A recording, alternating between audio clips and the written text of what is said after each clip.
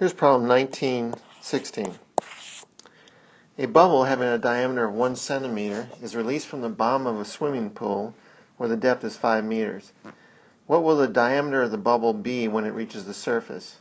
The temperature of the water at the surface is 20 degrees Celsius, while it is 15 degrees Celsius at the bottom. Density of water is 1,000 kilograms per cubic meter. Alright, so we have a swimming pool, and at the top we have atmospheric pressure, 1 atmosphere, and if we were to go 5 meters down,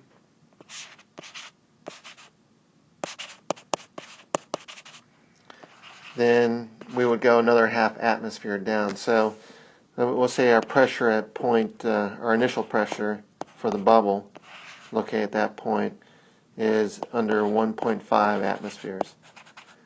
1 atmosphere for every 10 meters you go down, and it's a linear relationship. We also have that our initial temperature is 15 degrees Celsius. We need to convert that to Kelvin because we're not dealing with changes in temperature. We're dealing with actual temperatures. So in this case, we're going to have to convert that, add 273.15, and we'll get that this is 288.15 Kelvin. Our temperature at the top, our final temperature, will be 20 degrees Celsius. So that will be 293.15 Kelvin. Okay, so we have our initial and final pressures. In other words, our final pressure will be 1 atmosphere. We have our initial and final temperatures, and our volume in general is going to be the volume of a sphere, 4/3 pi r cubed. Of course, the radius of a sphere is the diameter divided by 2, so this would be 4/3 pi times the diameter divided by 2 cubed. That is going to be 4 over 3 times 8, or 24 pi diameter cubed, because of the 2 cubed is 8. 4 over 24 is 1/6, so the volume of a sphere in general is 1/6 pi times the diameter cubed. So that means our initial volume is going to be 1/6 pi, our initial diameter cubed, and our final volume is going to be 1/6 pi, our final diameter cubed. Alright, ideal gas law applies. So we have that our initial pressure times our initial volume over our initial temperature is a constant. In other words, it's equal to our final pressure times our final volume over our final temperature.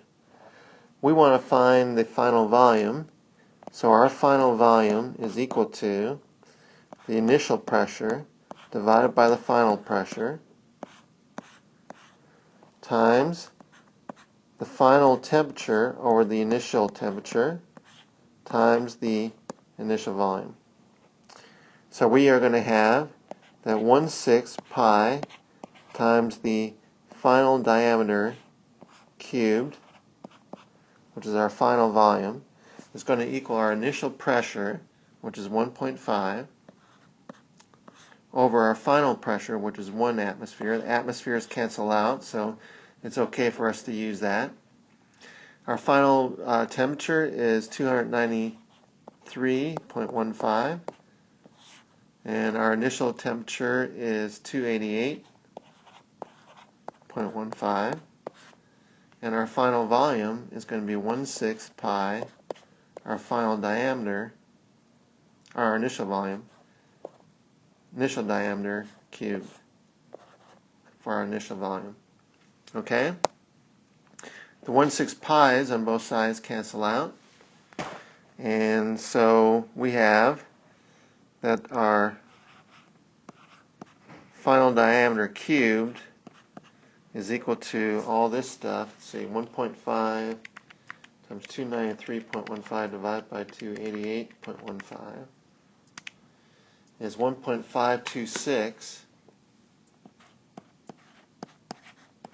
times our initial diameter cubed. Let's take the cube root of both sides. So we have that our final diameter is equal to the cube root of 1.526 times our initial diameter. And so that is going to equal, what's the cube root of 1.526? That is 1.15.